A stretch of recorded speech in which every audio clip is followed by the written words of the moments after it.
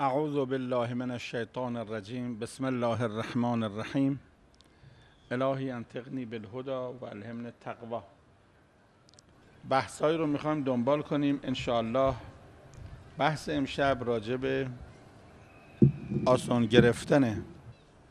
خدا رحمت کند، سلام و صلوات و رضوان خدا بر حضرت امام. دخترها که میمدن با دومادا عقد بخونن میفرمود برید با هم بسازید، به هم گیر ندید. آسون گرفتن. خیلی اسلام به این آسون گرفتن عنایت داره و به خصوص در مسئله خانواده، دوماد گرفتن، عروس گرفتن، نامگذاری بچه، مهمانی، افطاری، مهریه، بله ورون. حالا یه لغزشی از کسی سر زد دیگه، حالا این لغزش رو برداریم مو رو تنابش کنیم. آسون گرفتن. موضوع بحث ما امشب آسون گرفتنه.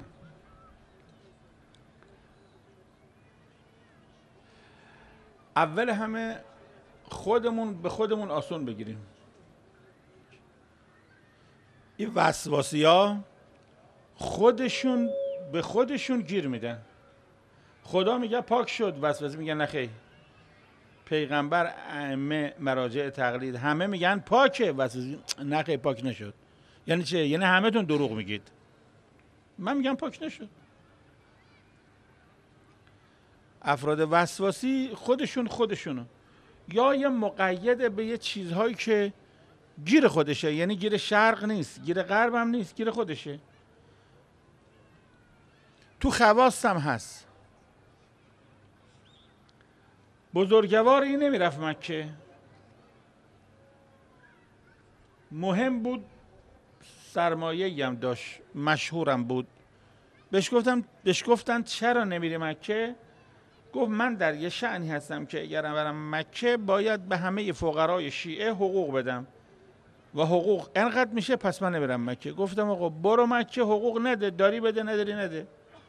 این تو دنیای خیالش مثل که میگه من اگر برم مکه باید برگردم، باید بنشینم، باید خونم چنین باشه، باید برای همه سوغاتی برم. یک مش باید درست میکنه، مکه نمیره. خیلی از جاها ما خودمون گیر میداریم. به خود قرآن یه آیه داره میگه که کسی که دوست داره فسنیسره لل. اعوذ بالله من الشیطان الرجیم. بسم الله الرحمن الرحیم. فسنیسره للیسرا. کسانی رو که دوستش داریم روونش میکنیم، یعنی خودش گیر خودش نیست. 6 تا بشقاب باد گلش یه جور باشه. حالا اگر یه بشقاب بشکنه، خانم پا میشه همه خیابونا و بازارا تا میذاره که گل بشقاب ششمی به شکل 5 تا باشه. کدوم مهمونی در تاریخ فیلم برداری کرده که آیا گل بشقاب به هم میخوره یا به هم نمیخوره؟ ولی گیر گل سفالیه که این بشقاب گلش به هم بخوره. گیر گل بشقابه. یادم نمیره در زمان شاه کلاسی میخواستیم بدیم تو همین مشهد، خونه یکی از روحانیون که الان امام جمعه سبزواره. گفتن تخت سیانی؟ گفتم نباشه، مقوا. یه مقوا باره کردیم، کوبیدیم، گفتیم این تخت سیاه. گفتن گچنی؟ گفتیم زغال. گفتن تخت پاک کنی؟ گفتم جورابام. تو همین مشهد کلاس داشتیم زمان شاه، به جای تخت سیاه مقوا، به جای گچ زغال، به جای گیر ندید.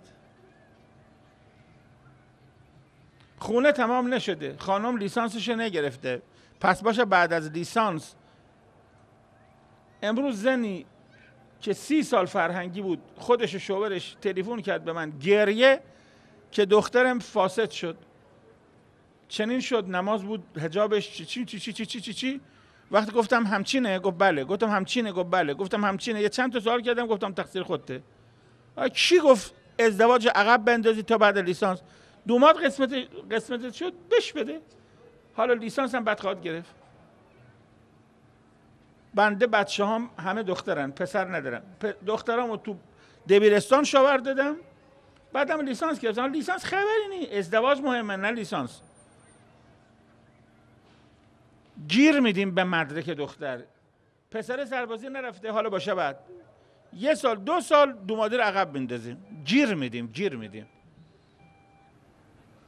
عجب بحثی آسون گرفتن.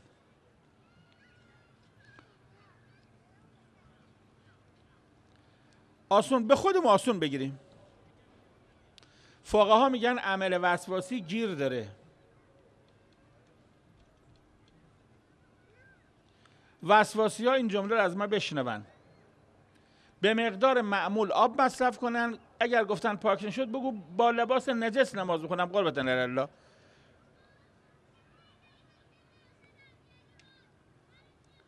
به خودمون گیر ندیم، با مردم گیر ندیم.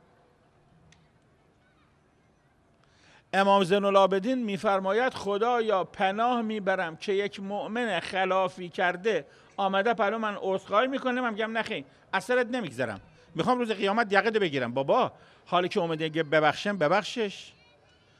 اصلا اگه کسی آمد پلو شما گفت غیبت کردم نگاش نکن، خجالت میکشه. میاد میگه حاج آقا غیبت کرده، میگه حلال برو حلال. میگم میدونی چی گفتم؟ هر چی گفتی حلال برو. مردم قیامت عقده گیر هستن دیگه، گیر تو یکیه نباشن. مردم ببخشید، حال فحش داده که داده. در ماه شعبان مناجات شعبانیه جملش اینه، یکیش الهی به یدک لا به ید غیرک زیادتی و نقصی. عزت دست خدا، ذلت دست خداست. این آقایی که غیبت کرده میخواسته آبرو تو رو بریزه. میگه آبرو تو رو کسی میتونه بریزه؟ آمریکا آبرو شاه رو میخواست نگه داره، نشد. آمریکا عزت و ذلت دست خداست. گیر ندید. امام زین العابدین میفرماد خدایا معذرت میخوام اگر کسی آمده پلوم عذرخواهی میکنه من نمیبخشمش. ولیعفو، باید هم دیگه رو ببخشن. ولیصفحوا، باید سرزنش نکنن. با فرزند گیر ندید. حالا بچه شما خلافی که نه این دیگه بچه من نیست، برو گم شو دیگه، خونم نیا، من دیگه نمیدونم چی خلاف کرده، خب خلاف بکنه. 10 تا پسر خلافی کردن، یوسف تو چاه انداختن، 40 سال بابا رو اشک نشوندن، نابینا شد.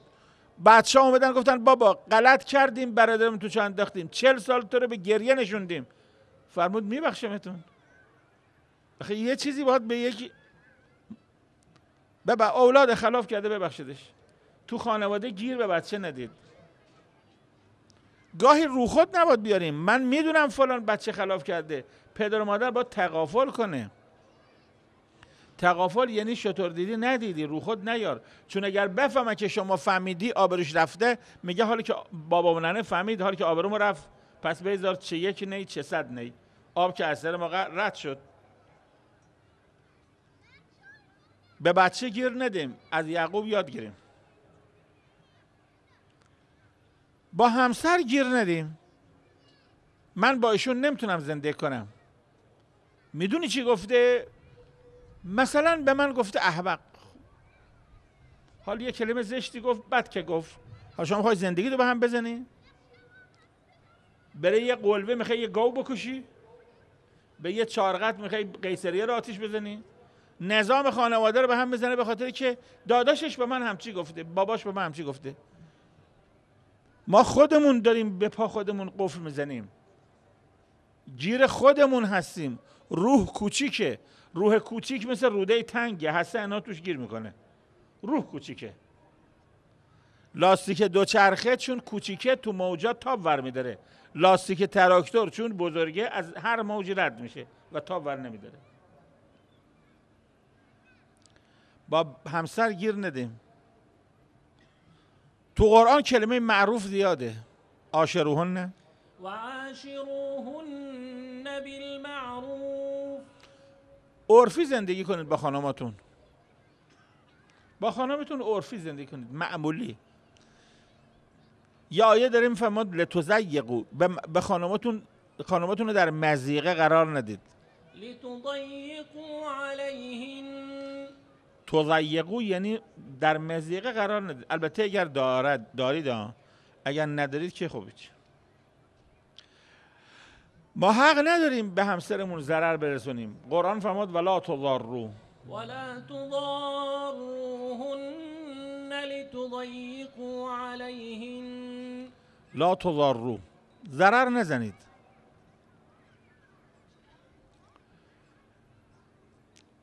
بدترین مردم کسی است که مردم ازش بترسن. ما گاهی وقتا فکر میکنیم من یک هیبتی دارم، یه عظمتی دارم، همه به من که میرسن ماسشون رو کیسه میکنن میزنن گاراژ، از من یک شر الناس. بدترین آدم ها کسی است که مردم ازش بترسن. نباید از شما بترسن. چرا بترسن؟ از این امام رضا یاد گیرید. بچه تربیت کرده به نام امام جواد، بره شادی امام جواد و امام رضا 2 صلوات فرستید. اللهم صل علی محمد و آل محمد. اللهم صل علی محمد و آل محمد. اللهم صل علی محمد و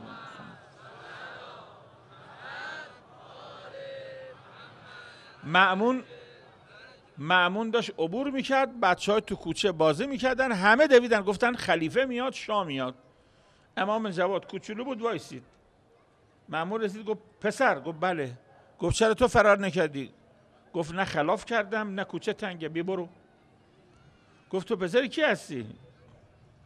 گفت تو باید پسر امام رضا باشی. امام که اینقدر بچه‌هاشو با روحیه تربیت میکنه. خب با دشمنم ببخشید. مردم مکه چه بلایی به سر جون پیغمبر نیاوردن؟ بلای لفظی.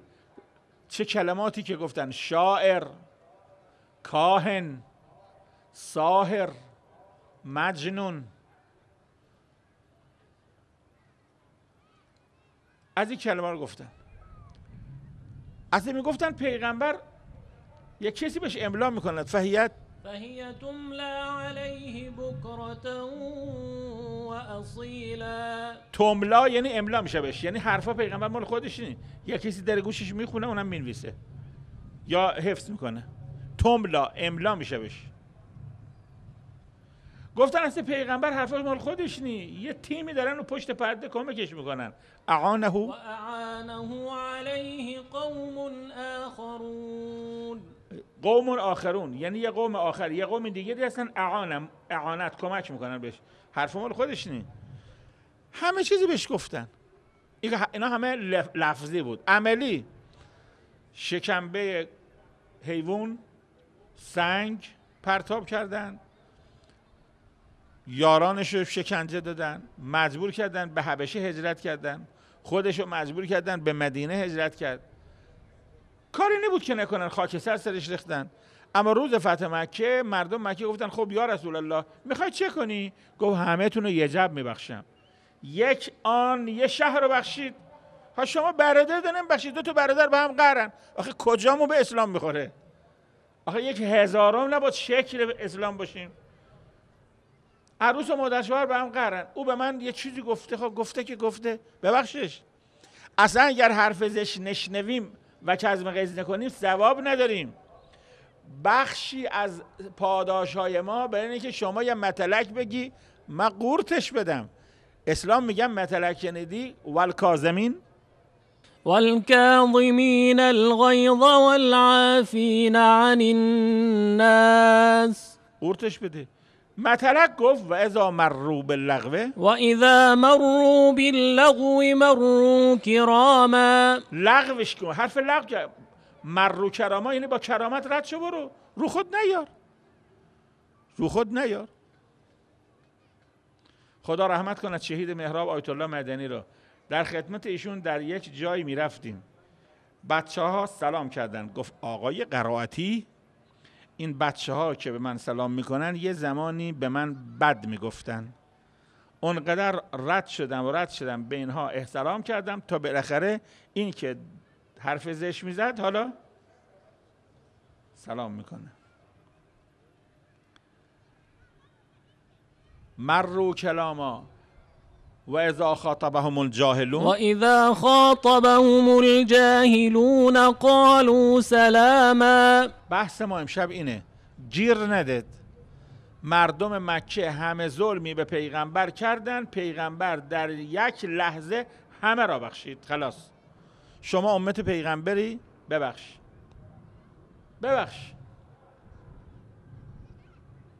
وضع مالیت خوبه، فلانی هم از شما وام گرفتن نمیتونه بده، بهش ببخش. قرآن میگه فنظرتون الی میسره وإن كان ذو عسرة فنظرة إلى ميسرة. اگر طرف نداره زندانش نکن، صبر کن. چقدر رسم شده زنها مهریه رو اجرا میذارن، شوهر رو زندان میکنن. به به، چی بود چی شد. خانواده که همش باید با محبت باشه. عروس و دوماد شما یکی هستید، من نفس واحده. قرآن میگه عروس و دوماد یک نفره.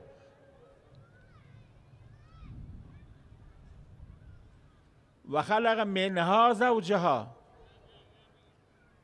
چطور دوتا شدیم؟ وقت دوتون رقیب. 3 تا رابطه هست، براتون بگم، اینو دقت کنید. یه رابطه پیغمبر با ما داره که رحمته، و ما ارسلناک الا رحمة للعالمین. قرآن میگه پیغمبر رحمت بر شماست. رابطه پیغمبر، اینو میخوام با هم بگید، پیغمبر رابطهش با ما رحمته، رابطه ما با پیغمبر مودته. قل لا اسألكم عليه اجرا الا المودة في القربى. پیغمبر به ما رحمت، ما نسبت به پیغمبر مودت اهل بیت. رابطه عروس و داماد دیگه. قرآن میگه رابطه عروس و داماد هم رحمته هم مودت. و جعل بینکم مودة و رحمه. حالا امتحان هوش، نصف شما هم گم نیست، همه با هم بگید رابطه پیغمبر با ما، با هم بگید رابطه ما با پیغمبر، رابطه زن و شوهر، هم رحمت هم مودت. و خانم وقت کیو میخوای زندان کنی؟ چی بود چی شد؟ چرا هم چی؟ کجا به کجای قرآن میخوره؟ سخت نگیرید. قرآن میگه فنظرتون الی میسره، بعدش یه جمله داره میگه اگر نداره ببخش. و ان تصدقوا خیر لکم. اگر نگیرید چه بهتر. مقام معظم رهبری رئیس جمهور بود، ما در خدمت ایشون رفتیم آفریقا، یه نفتی داده بودیم به آفریقا. رئیس جمهور اونجا آقا بهش گفت که پول نفت ندادیدا، گفت فنظرتون الی میسره، یعنی صبر کن تو پول دارشیم. آیه قرآنه. آقا گفت خیلی خوب، طوری نی، خواهش میکنم بعدش نخونی ها، چون بعدش اینه که دیگه اصلش نگیر. گفت نه بعدش نخون، خودمونم پول میخوایم. گرفتی چی شد؟ آقا به اون رئیس جمهور گفت که فرمود که پول نفت چی شد؟ فرمود فنظرتون، نظر اینه منتظر باش، الا میسره تا میسور بشه، منتظر باش تا پول دارشم. گفت خیلی تا اینجاش طوری نی، اما بعدش دیگه نخونی. بعدش چیه؟ و ان تصدقوا، اصلا صدقه بدید ببخشیدش. گفت بعدش اینو خودمون الان 1001 مشکل داریم. گیر ندیم. خب برادر هم ببخشید، تو خانواده ها گاهی وقتا 2 تا برادر 2 تا خواهر، میگه آقا حق منو خورده، به من ظلم کرده، آبرومون ریخته، چی از این حرفا. بابا برادرته. برادرای یوسف هم به بابا گفتن منو ببخش، هم به یوسف گفتن ببخش. یه لطیفه میخوام بگم، زیادی گوش بدید. وقتی به یعقوب گفتن ببخش ما تو رو 40 سال گریوندیم، فرمود سوفه، قال سوف استغفر لكم ربی. سوفه یعنی در آینده استغفار میکنم، که داریم که منتظر گفت صبر کنید شب جمعه بشه، شب جمعه به تو دعا میکنم، یا صبر کنید سحر بشه. پدره گفت در آینده در حقتون دعا میکنم. اما وقتی به یوسف گفتن داداش تو هم منو ببخش، نگفت فردا و شب جمعه و سحر، فرمود همین الان بخشیده بود. قال لا تثریب علیکم اليوم یغفر الله لكم. الیوم یعنی امروز. پس فرق پدر پسر چیه؟ پدر گفت آینده میبخشم، پسر گفت با هم بگید الان بخشم. این ازش میدونید چه لطفی استفاده میشه؟ خدا رحمت کنه آقای فلسفی رو، میگه از این استفاده میشه که پسر روحش لطیفتره. پسر روحش پسره گفت همین الان بخشیدم، اما پدره گفت خب باشه شب جمعه دعاتون میکنم. این برخورد خانوادگی. آخه این آیه رو برای چی میخونیم؟ لا تثریب علیکم الیوم یعنی چه؟ یعنی 10 تا برادر در یه لحظه بخشید، همون لحظه. سوف استغفر یعنی چه؟ یعنی بابا گفت تا شب جمعه صبر کنید میبخشم یا تا سحر. این آیه رو میخونیم برای که این زندگی مانه، قرآن مکتب مانه. ما مزه قرآن را نچشیدیم. همینطور میگیم ان انکر الاصوات، ان انکر الاصوات لصوت الحمیر. قرآن میگه بدترین صدا الاغه. خب این مثلا چیه که تو قرآن گفته؟ بدترین صدا الاغه اینم گفتن داره.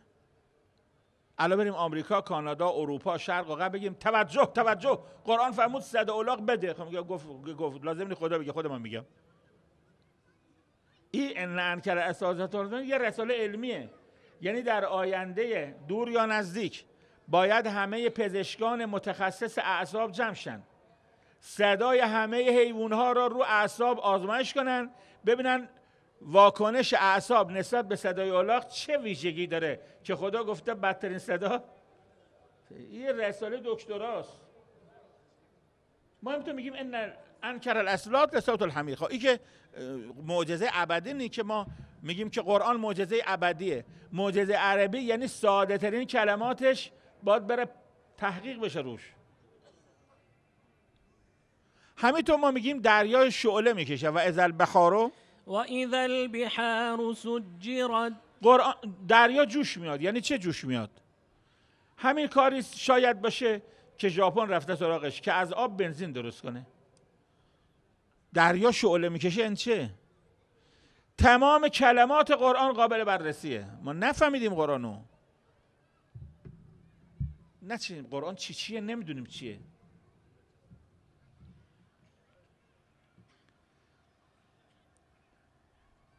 در مسئله عبادی هم به خودتون سخت نگیرید.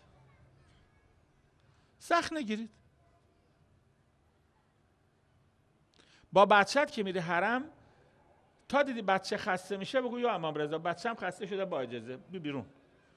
نیزار این بچه شما خاطر تلخی از حرم داشته باشه. بابای من به من میگفت کوچولو بردی، به من میگفت بردم کربلا، هی میگفتی بریم مثلا تو بازار، من گفتیم بریم حرم امام حسین. آخرش عصبانیش گفتی انشالله امام حسین نباشه. یعنی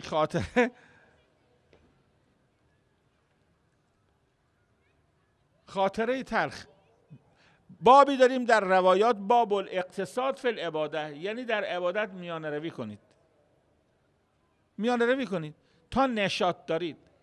نگو بچه‌م میخوام حفظ قرآن کنه، نشد فقرؤوا ما تیسر من القرآن. قرآن میگم ما تیسر یعنی هرچی میسوره.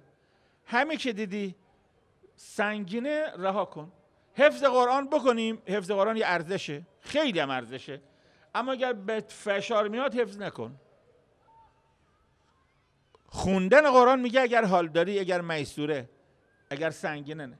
دعا گاهی وقتا فکر میکنیم که مثلا ما یه عبادتهای سختی رو به خود، اگر نشاط داری، قرآن انتقاد میکنه، میگه بعضیا نماز میخونن در حال کسالته، یعنی با زور نماز به خودشون تحمیل میکنن. با نشاط باید نماز بخونیم. اگر اول وقت بی نشاطی چند دقیقه بگذره، نشاط پیدا میکنی چند دقیقه بعد بخون. نماز با نشاط. من نمیدونم نیم ساعت شد یا نشد.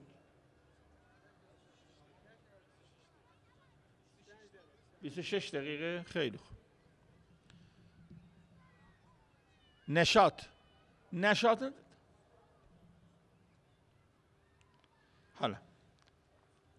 باب الاقتصاد فرمود، یعنی در عبادت به خودتون سخت نگیرید. آقا این شعار یادتون بره، شد بگید، نشد گیر ندید. حدیث داریم بهترین مهمونیه که وقتی میاد تو خونه صاحب خونه به دردسر نیفته. البته اگر مهمون رو دعوتش کردی به دردسر بیفت، اگر خودش اومد هر چی بخوره، اما اگر دعوتش کردی حساب دعوت جداست. خب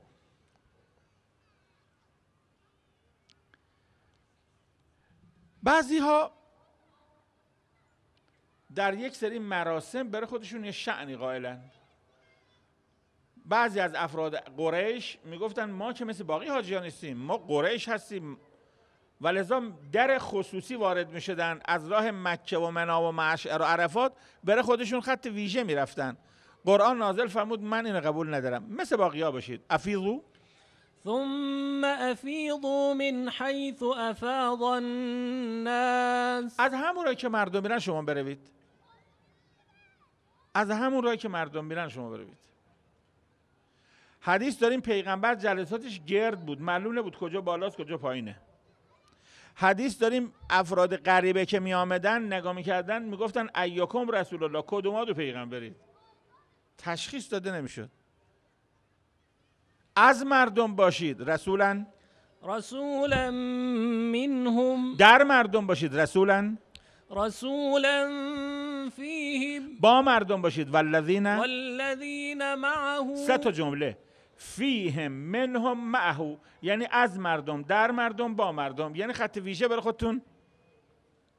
چرا گفتن لباس شهرت حرامه؟ چون کسی که لباس شهرت میزنه دلش میخواد مردم رو به او خودش متوجه کنه. این کار بدیه. تو اگر هنر داری دعا الی الله و من احسن قولا ومن احسن قولا ممن دعا الی الله وعمل صالحا. مردم به خدا دعوت کن، مردم به خودت دعوت نکن. زنگ تلفن موبایلشو یه زنگی میذاره، صدا گاو میذاره روش، دلش میخواد مثلا تلفنش که صدا میکنه بگن تلفن فلانیه. فکلشو، ریششو، انگشترشو، عطسشو، سرفشو، اصلا دست به یه کارایی میزنه که تا همه چای میخورن میگه برام آب جوش بیارید. آب جوش میگم که برام چای بیارید. اصلا هر کاری همه میکنن این ضدش انجام میده. امام کاظم فرمود کسانی که دست به میزنن بیمارن، کمبود دارن، میخواد کمبود خودشو با این حرکات جبران کنه، مشکل داره. وگرنه وقتی میگن لباس شهرت حرامه، پنبه که گناهی نکرده، انگشتر شهرت هم، عطسه شهرت، سرفه شهرت. میخواد یه خونه بسازه که هر کمان سود بکشه. خونه شهرت. وقتی میگن لباس شهرت حرامه، پشم که گناهی نکرده، میخواد بگه هر کاری که با باقی‌ها فرق بکنیم. نه، میخوام سر افطاری غذا بزنم که هیچ فامیلی تا حالا همچین افطاری نداده. میخوام هیئتی را بندازم که هیچ هیئتی روز عاشورا یه همچین عملی انجام نداده. از مردم منهم، در مردم فیهم، با مردم معه، افیضوا من حیث افاض الناس. گیر ندید.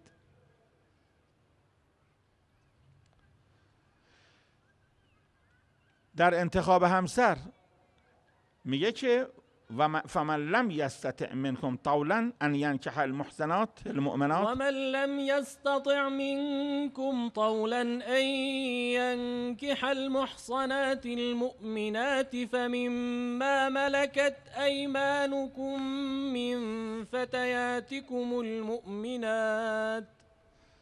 مما ملکت ایمانکم. خب این چی میخواد بگه؟ آقا دختر فلانی رو میخوای نمیدن یکی دیگه. یا آقا سر نماز به جای قل هو الله رفت سوره نوح رو بخونه. سوره نوح اینه، بسم الله الرحمن الرحیم انا ارسلنا نوحا. ترجمهش اینه که ما نوح را فرستادیم به سوی قومش. پیش نماز گفت غیر المغضوب علیهم ولا الضالین. به جای قل هو الله رفت سوره نوح بخونه، گفت بسم الله الرحمن الرحیم انا ارسلنا نوحا. یادش رفت انا ارسلنا نوحا، یادش رفت. هی گفت ما نوح را فرستادیم، باقیش یادش رفت. آخرش یکی از عقب گفت بابا نوح نمیره یکی دیگه؟ 324,000 پیغمبره. این آقا الا ولا بود میخواد با ازدواج کنه. آقا میگه استخارم بد اومد، هیچی. در تاریخ داریم عزیزی میخواست دوماد شه، منتها چون قدش کوتاه بود، لباش کلوف بود، سیاه بود، فقیرم بود، زشتم بود، گفت کی به ما زن میده؟ اصلا روش نمیشد. مادرش بود خواستگاری، میگفت با این قیافه هیچ که زن نمیده. آخرش یه نفر پیدا کرد که این دختردار بود، خودش رفت خواستگاری. گفت حاج آقا شما دخترای داری، منم که میدونی مشکل دارم، قیافه و شکل و فقر. حالا ما یک کلمه میگیم ان تزوجونا، اگر دختر به ما دادی الحمدلله. نگفت خدا سایه از سر من کم نکنه، گفت الحمدلله، از خدا تشکر میکنم. و ان تمنعونا، اگر دختر ندی الله اکبر، میریم یه جای دیگه تا بشه. میگه و فمن لم یستطع منکم طولا ان ینکح المحصنات المؤمنات فمما ملکت ایمانکم. گاهی وقتا میخواد فوق لیسانس زنش هم فوق لیسانس بشه. من دکترم، اگر اینطور باشه مراجع تقلید ما همه باید بی همسر بشن، چون مرجع تقلید من مرجعم، زنم میخوام مرجع بشه، هیچ تا آخر عمر همه مراجع بی همسره. مراجع تقلید ما زنش یه زن خونه داره، 80 سال هم زندگیشون شیرینه، 80 سال زندگی شیرین میکنه، خودش اعلم از زنش 4 کلاس 5 کلاس 6 کلاس درس خونده.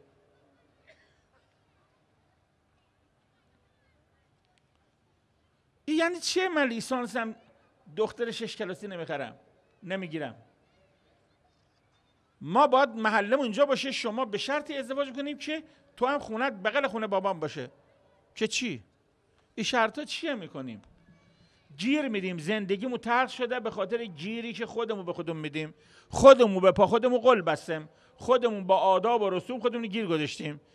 ابراهیم هایی باید در زمان ما پیدا بشه من همه این بت ها رو بشکنن، همه قیدا رو وردارن تا زندگی آسون بشه. خدایا تمام گیرهایی که در زندگی ما هست برطرف بفرما. و السلام علیکم و رحمت الله.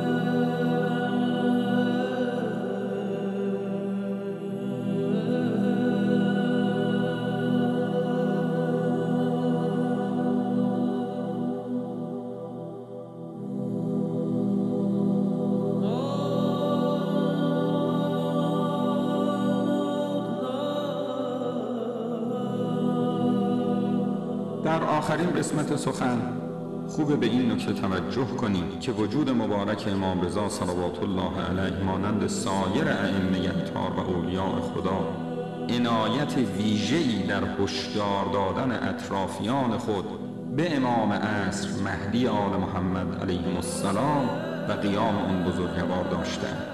در حالات اون بزرگوار نقل شده که راوی میگه خدمت اون حضرت رسیدم، ایشان از من پرسیدند تو در قنوت نمازت روز جمعه چه دعایی رو میخونی؟ من دعایی رو عرض کردم.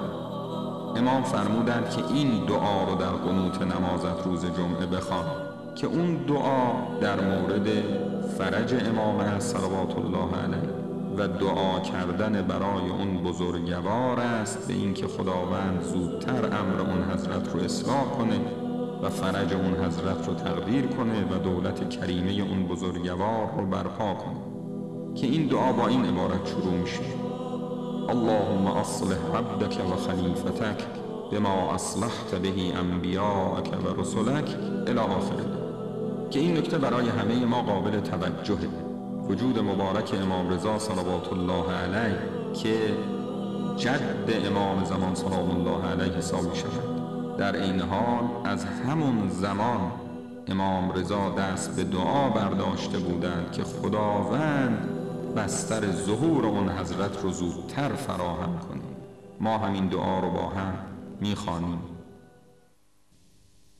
بسم الله الرحمن الرحیم.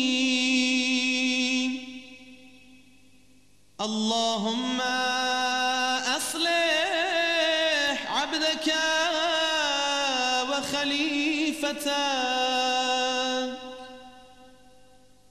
بما اصلحت به أنبيائك ورسلك وحفه بملائكتك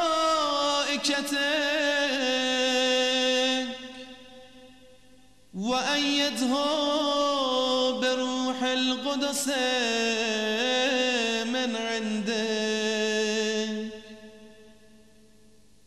واسلكه من بين يديه ومن خلفه رصدا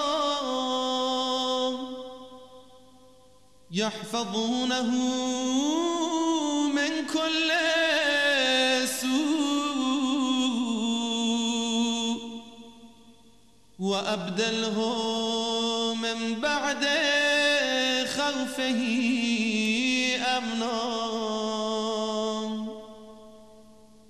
يعبدك لا يشرك بك شيئا ولا تجعل لأحد من خلقك على وليك سلطانا وأذن له في جهاد عدوك وعدوه واجعلني من أنصاره